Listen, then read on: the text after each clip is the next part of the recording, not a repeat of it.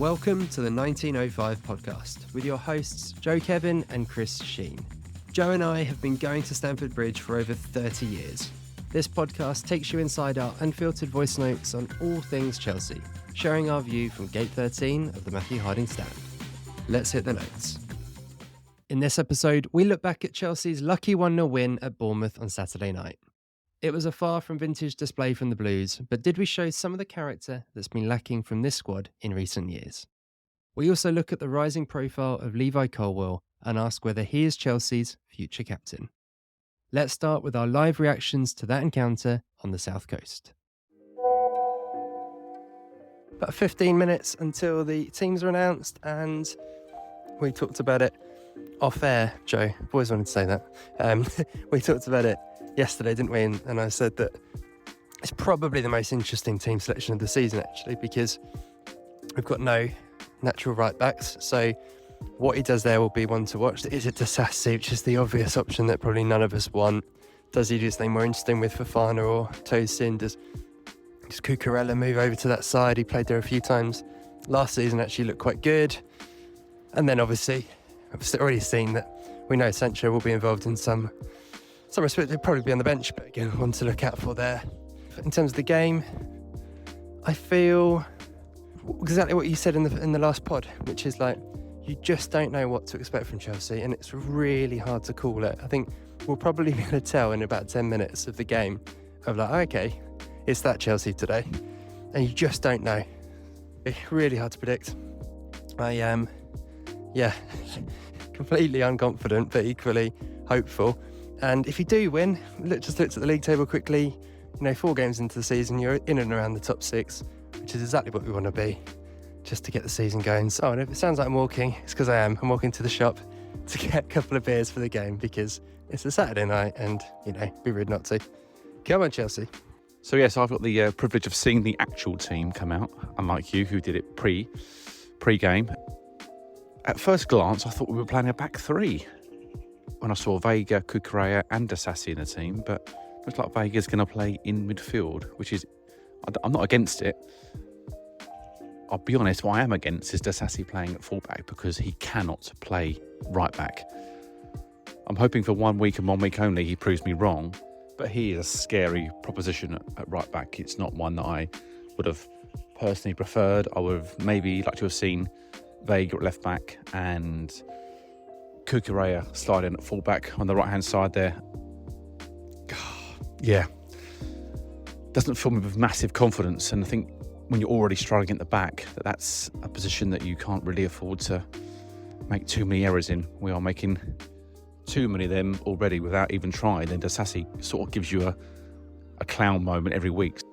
Yeah, we'll see about that, but it's a squad game, so let's keep them going. And having looked at the results today, everybody's drawn or lost apart from Man City, basically. So, look, I said in my voice note on Friday that we need to pick the points up against these sorts of teams, and I'm less confident because I gave a big I think we're going to win against Palace vibe, and that didn't come to fruition. But as you saw today, that Leicester, pick points off of them, and it's just the league, isn't it? Yeah, look, all in all, I'm always pleased to watch Chelsea and get them going on a Saturday, even if it's on a Saturday night late. And I'm just desperate for a positive result tonight because I'm in a pretty good mood. I've done half a bottle of red wine and I'm hoping to do the other half while the game goes on. I might be drinking it quicker than I'd want to if we start conceding goals. Fingers crossed, it's a more of a smooth transition of Chateauneuf to Pap that goes down very nicely. And the referee points to the spot. And in the first half of drama without a goal, Bournemouth have a chance to score one here.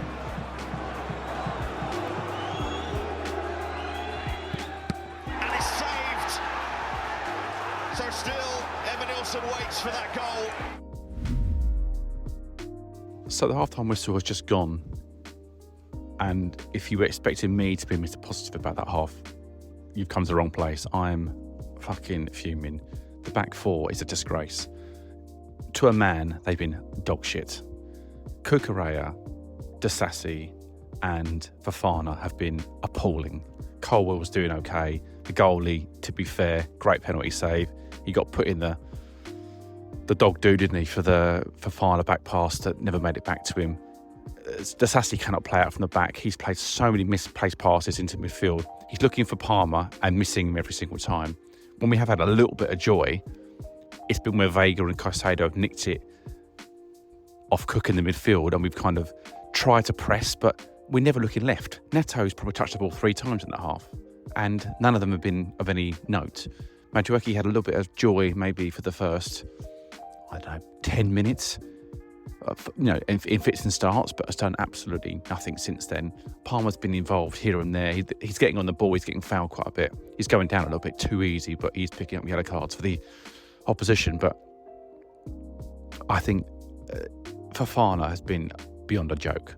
His experience should be levels above this. Honestly, that was one of the most painful halves to watch. They've had I don't know, to think how many shots they've had. A few have been from distance, but actually there's a few towards the end there. They just kept rattling them off. We can't keep the ball. I feel embarrassed by that performance. I'm hoping that there's a full-time review here where I say we've actually come out, we've actually rectified a few things, and we've actually played like the way we should do. But based on that first half performance, I don't know where it's going to come from, but we're going to need to up it by about 150% because that was just diabolical. Yeah, it's been awful, and I think we have to call it out. That was really, really bad. You feel like he has to make a change, but I don't know what he can do unless he changes the shape or something crazy, because it's been awful. Yeah, as you said, Sanchez, great save, and we've been really harsh on Sanchez, and so let's give him a shout for the great penalty save. And actually his handling generally has been very good. They've had a load of little pot shots, but his handling has been good. Fofana, just a bit worrying, isn't it? I got a text from a friend of mine, Jack, who's an Arsenal fan, and literally said, what do Chelsea fans think of Disasi? And yeah, I forwarded him on a voice note that you sent, Joe, of you and your son giving your view on Disasi that we won't put on the podcast because the language is a little blue, but I think that's how most of us feel about him, particularly at right back, which isn't his position, let's be fair, but he's an absolute liability down there. And him and Fofana, you just feel like it's an accident waiting to happen every single time, isn't it? Yeah, it feels like a big 45 minutes now, doesn't it? More to come. Nkunku.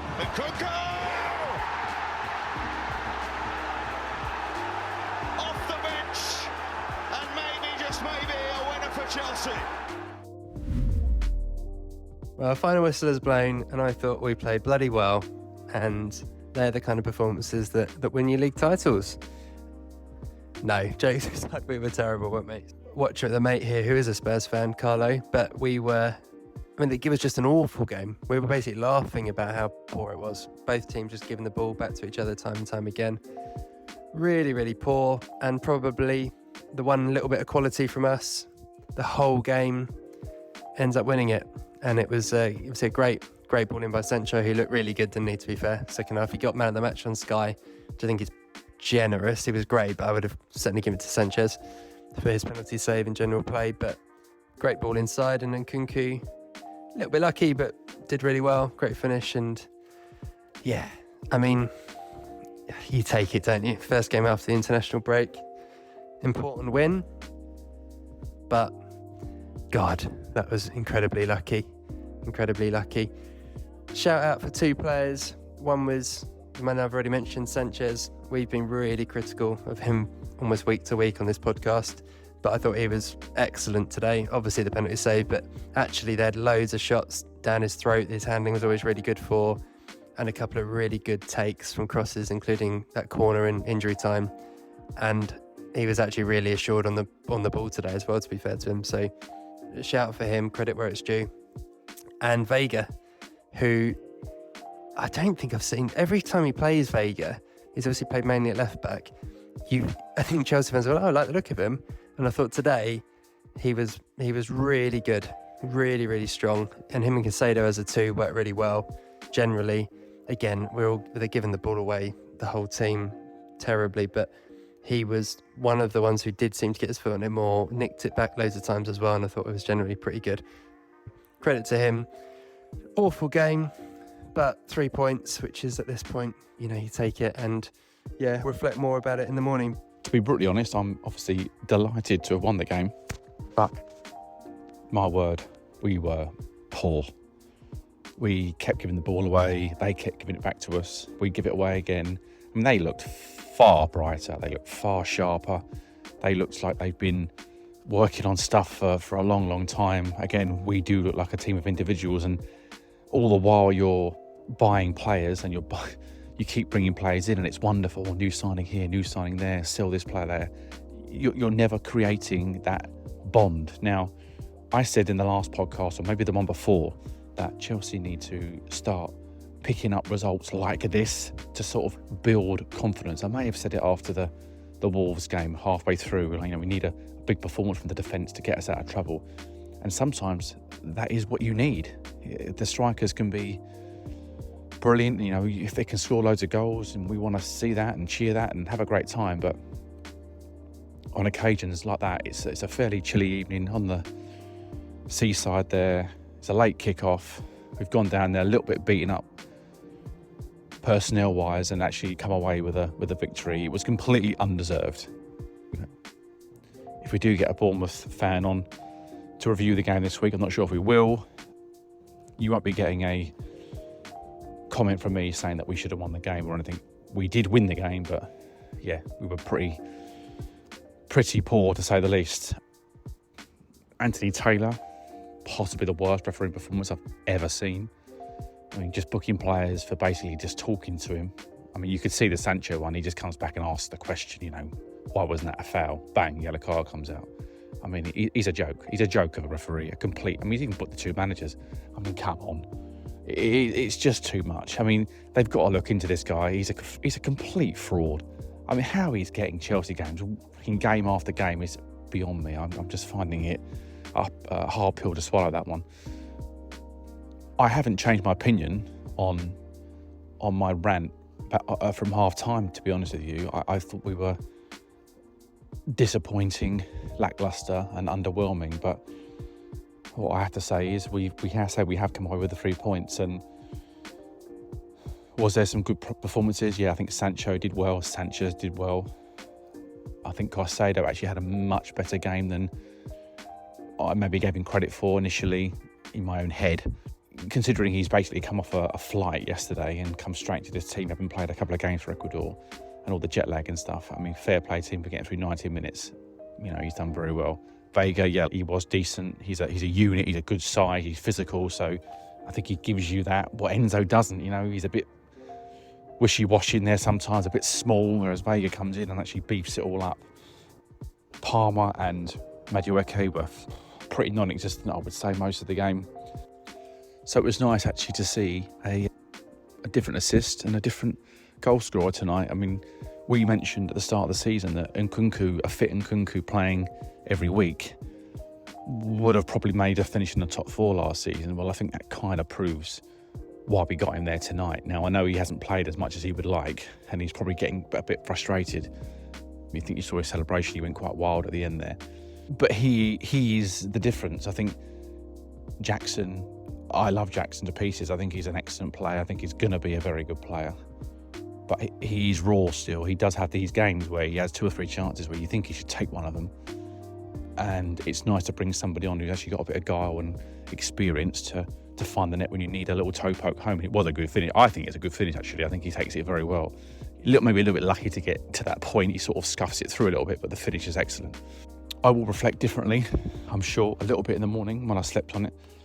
I'm obviously delighted to win, and I don't want to come on as a Debbie Downer. It's not my remit normally. I'm a pretty positive guy when it comes to Chelsea, but they, performance-wise, let me down. But what I would say is this: they did manage to get over the line. They have performed. Once they got in the lead, they felt quite comfortable. I thought Tosin did well, actually, when he came on. Gave away a bad pass. After about 15 minutes of being on, he was a bit, he nearly got Cucurella sent off from his bad pass. But overall, he had actually quite a decent game. Nice to see a few different players come on and actually perform. Yeah, I'll leave it at that tonight because I don't want to be too negative because we have won the game, but a lot to do, an awful lot to do. So my thoughts on the game yesterday, which I'm now rebranding the reflection section. I'm pleased to wake up having realised that we've won the game. We've got 3 points and we've kept a clean sheet. So on the face of it, if I hadn't watched the game yesterday, I might have been here saying, oh, actually, that sounds better. No goals conceded. We've scored a late winner in a tight game and we've got all the points. So tick, tick, tick on all those fronts. I think the alarming thing, though, is slightly that we aren't looking particularly secure at the back, even though there are some decent performances from one outstanding player, which is Levi Colwill, who has, I would say, actually, since the Man City game, got better and better. But I'll speak more about him in a separate note after this. And I want to be careful here because I don't want to go over all the points that I made yesterday, but just from a feeling standpoint, I wasn't happy at half-time. It felt as though we're 4 weeks into the season. Yes, there's been an international break, but I wasn't seeing any sign of a game plan, cohesion. No one was linking up particularly well. There's 1 or 2 decent moments, but nothing that made you get out your seat, really. Bournemouth, who are, let's be honest, a team that have spent barely any money. They are all a bunch of guys that just work hard and play hard for their manager and their supporters. I'm looking at our team and I'm saying, look, we spent all this money, we've got all these wonderful players, but none of you want to play as a team. And of course, I haven't changed my tune on any of this. I know they're an incredibly young team. They're, I think, 2 years younger than the next youngest team, which is Tottenham in the Premier League. But it doesn't give you an excuse every week. You don't get the get out of jail free card. Oh, look, they're a bit young, so they're not bothering today. No, I'm sorry, I'm not having that. They should know, of all players and teams, that if you don't perform at Chelsea, you're out. And not only are you out, you're going to fall down the league, and the manager will go, all the coaching staff will leave, and the structure will start again, and no one will ever get anywhere. And this cannot keep going on. It just can't. The players themselves have got to start showing up a little bit. And I know they won the game yesterday, and I'm very grateful for that. And in some ways, you could argue, oh, that was a really gritty performance, and they dug it out. I don't agree with that. My view on that is that when you win 1-0 and you've not been very good, often the back four has played really well as a group, but they didn't yesterday. They didn't play well at all. Fofana had a very poor game. Disasi was all over the place. Correa probably had one of his poorest games, particularly in the first half. And Levi Colwill did play well. So you've got 3 of the back 4, in my opinion, were pretty woeful, actually. So that's not a good sign. Bournemouth had loads of chances to score, and they just didn't take them. Obviously, 1 off the bar, 1 off the post, and a penalty save. Plus, Sanchez probably made at least, I would say, 3 to 4 very good saves. And even at the very end, in the 90-plus minutes, there's a great shot from outside the box, which dipped really late, which he got round down low to it and tipped around the side. And, I could say credit to Sanchez because he had a really good game yesterday and he was deservedly man of the match. And I really want to commend him because I've given him some real stick, so he deserves all the plaudits there. But that wasn't a game where you go, Chelsea were brilliant at the back and they've really done well. There were some decent performances. I thought Vega and Caicedo in the middle did very well. In that sort of game, it was great because Vega's got the height and the physicality to kind of get stuck in, and he can play on the ball. And it's his first game in midfield from the start, so you actually get to see what he can do opposed to 20 minutes here and there. And it took a Jadon Sancho 45 minutes in the second half to really get me off my seat because nobody in the front 3 or 4 was really doing that. Credit to him because when he came on, he just didn't give the fullback any peace. He just kept going at him and going at him, and that's what you need to do. I mean, Madueke and Neto, they just didn't do a thing. I mean, there was a half moment for Madueke in the first half, but other than that, he deserved to be subbed off, and so did Neto. They just weren't performing. And again, Palmer, you're not going to play well every week, and that's completely fair. And again, I'm not criticising Neto and Madueke harshly because, like I've just said there, you can't play well every week, but Neto's not really done very much since he's come. He's had a good pass, I think it's against Wolves, but other than that, not seen a lot from him.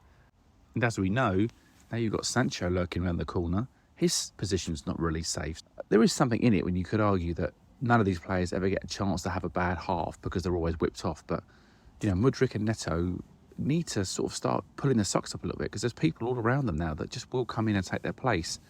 And Maresca strikes me as one of those managers who will give up the hot hand. So if you're playing well, you're going to play. If you're training well, you're going to play. And if you're off it, you're going to come off. I mean, the fact that he substituted Mudryk against Wolves at half-time, he substituted Neto at half-time against Bournemouth yesterday, he's okay. He's making those managerial changes. I thought as a coaching and formation and sort of structure point of view yesterday, it felt the least cohesive of all of the games that we played. I didn't quite see what we were trying to do or achieve, and we could have easily been 2 or 3-0 down in the first half alone. Again, not everybody's going to get everything right all the time, and other teams are going to play well against you, but I would like to see us actually start to impose our own football on these teams and not the other way around. And just lastly, I want to commend Nkunku for not complaining, not moaning, not griping.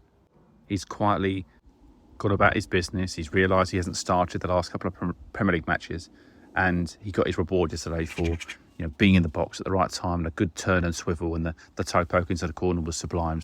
Really pleased for him because, like I say, it'd been very easy to moan and groan and not put your best foot forward.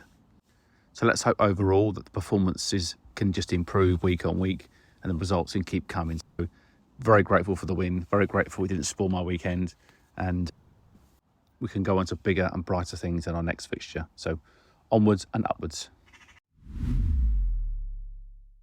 Great summary, Joe, and love the reflection section. That's here to stay, without a doubt.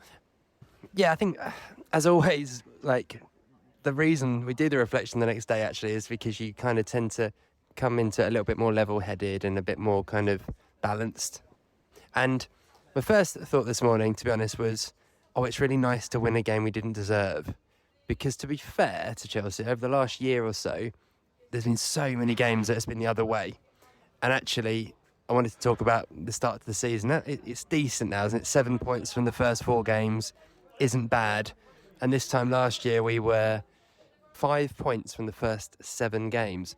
So it was a really rough start. And this time last year was when we were losing to Forest at home 1-0, where, to be fair, we were the better team. We lost to Villa at home 1-0, and Gusto got sent off. And again, I thought we were the better team in that game. And we had that 0-0 at Bournemouth where we should probably have won actually last year. Let's take the positives of the joy of winning when you don't necessarily, we definitely didn't deserve it really. So yeah, I'm enjoying that. I love that you mentioned Nkunku, and one of the big things I've talked about a lot is how does Nkunku get into this team, and does he know how to put Palmer and Nkunku in the team? And at the moment you kind of think maybe he doesn't. But then I reflected and thought, do you know what? Maybe it doesn't matter. If we can keep Nkunku happy, and because we didn't get an Osimhen or another striker option up there, maybe it is him and Jackson, then actually they're 2 very different sorts of players, and maybe that's a really good balance to have, in the same way that Chelsea sides are great, and we love a reminisce on this podcast, don't we? But I remember that great season where Drogba and Crespo were brilliant, very rarely played together, but they cause very different problems to defenders, and you could almost start with one of them and after an hour switch it up, and you see the centre backs going, oh god, okay, got to deal with that now. And I wonder if that's what we see with Nkunku and Jackson this year, that you kind of go, it might be against West Ham that Nkunku gets the nod and Jackson's sat there desperate to get on, and after an hour or so, if it hasn't worked for Nkunku, you got Jackson coming on and they're like, oh god, okay, we've got to deal with that. I don't know, I've kind of been a bit gutted because I really love watching Nkunku play football, but I think with Palmer playing that central role, he's going to get less minutes, I think, in that role. So maybe he's another striker option, and you saw what he did yesterday. He was a little bit lucky, but it was also reminiscent of his goal at Anfield last year, where his feet were brilliant, and he just got that ability, isn't he, around the box. You just trust him. You just trust him with those chances. Yeah, I'm feeling, positive, and next 2 games we'll really get a good sense of what the season could be like, wouldn't we? Because West Ham away is a really tough game for Chelsea. We've not done well there in recent years. It's a big one for us. And then Brighton, who've obviously started the season really well. I think we'll get a real good feel for where we're at in the next couple of weeks. And that's going to be interesting to see. So we are going to pass over to fantastic analyst and writer Fard Ahmed for his analysis of the game. And so over to you, Fard. Yesterday's 1-0 win over Bournemouth was great. I mean, 3 points in a tough away fixture is something we've struggled with, as well as the clean sheet, which has been extremely rare over the past season or two. Result-wise, there are a lot of positives. However, that really did mask an underwhelming performance. The first half especially, we really struggled in all phases of play. I can't really pinpoint to any one specific area where we struggled with. We struggled everywhere, and we should have at least conceded a goal. So we were really, really lucky to enter half-time with the score being 0-0. In the second half, there were improvements, but that did not come immediately. It took a while. But Jadon Sancho, I think everyone's talking about him as well, and deservedly so. He was brilliant when he came on. Every time he got the ball, he was the one creating chances for Chelsea. And in the end, it was his assist for Christopher Nkunku that proved to be the difference maker and the game changer. And this was one of those games where it was going to be tight tactically, and it was. And if anything, we were outclassed tactically. Just because they performed, as in Bournemouth performed their tactical functions just to a much higher standard and much higher level than Chelsea. Today, Chelsea were all over the place, except for a few periods here and there. So it's very easy to say right now, but last season we struggled a lot, especially in the first half of the season, where during these tight games we either drew or lost. Last night we got 3 points, undeservedly so, admittedly as well, but we're still 3 points better off. So that's a huge positive, and yeah, there are plenty of negatives to talk about as well. The lack of control for probably more than 90% of the game isn't something to be happy about, but 3 points nevertheless. Much to work on for sure, because we've still got tough tests in September. We'll need better tactically. We'll really need to make sure that our players are in sync, because yesterday we looked like a very disconnected team. Hoping that's just a one-off, because I thought for the first 3 Premier League games we did okay for the first month, performance-wise especially. But last night was far from the standard we should be playing at. But nonetheless, I'm looking forward to the West Ham game, and I hope all Chelsea fans enjoy that win. Hey, it's Chris here with a really quick message. Check us out on Instagram at 1905podcast. You'll find video clips, photos, and much more about everything we discuss on the show. Plus, it's a great way to get in touch to tell us your thoughts, share your feedback, or just say hi. Follow us on Instagram at 1905podcast. And now, back to the show. So a guy I want to talk about a little bit is Levi Colwill, because I think his performances are noteworthy. Obviously, John Terry played that left centre-back position for many, many years and was our leader, our captain, and, player that we would look to get us out of trouble when we needed a big performance and someone to kind of step up and play that leader role. And I think Colwill is slowly starting to get there. I think Pochettino played him as sort of a hybrid left centre-back, left back, I'm not sure what it was in his system, and I don't think it really suited him very well. And even though he played there for England against Ireland on international duty, Ireland weren't a threat at all. So Colwill found that job quite simple during the week. But when you're up against players like Mo Salah and Phil Foden and players of that ilk, if you're slightly out of position or you're not natural somewhere, you do look a little bit silly.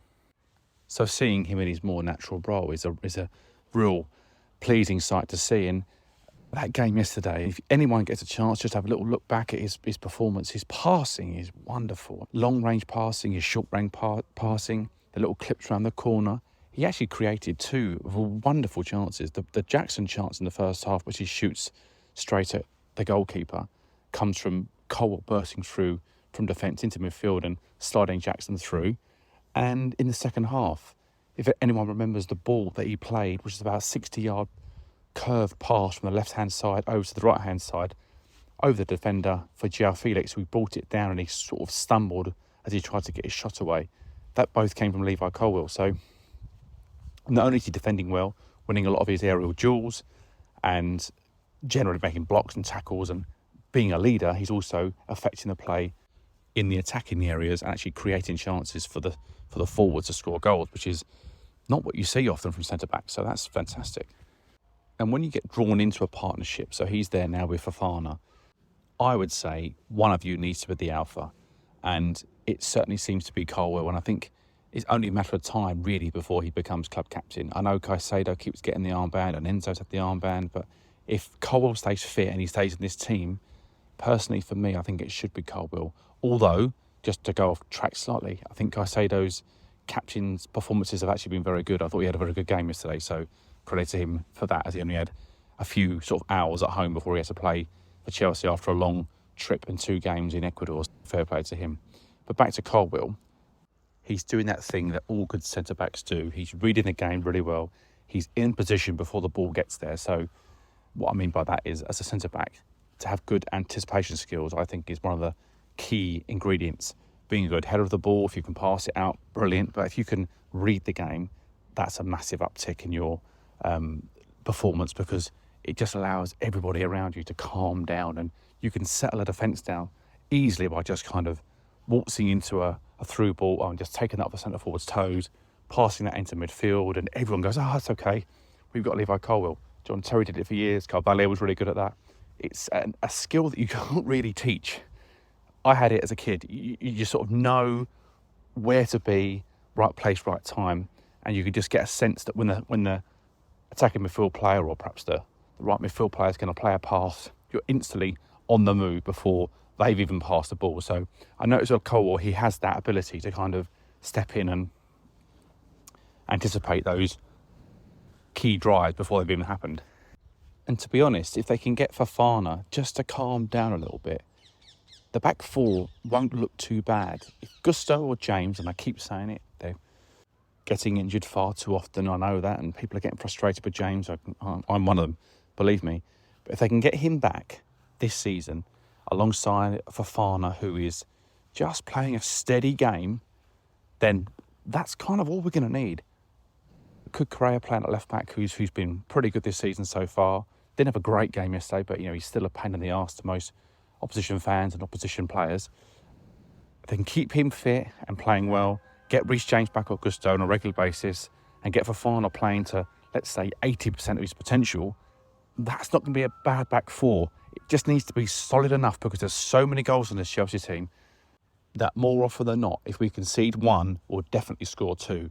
So we just need to keep it nice and tight and keep our key players fit at all times. And I would say at the moment, Levi Colwill is certainly one of our key players. Yeah, big props to him. Another good game yesterday. And long may it continue into the season.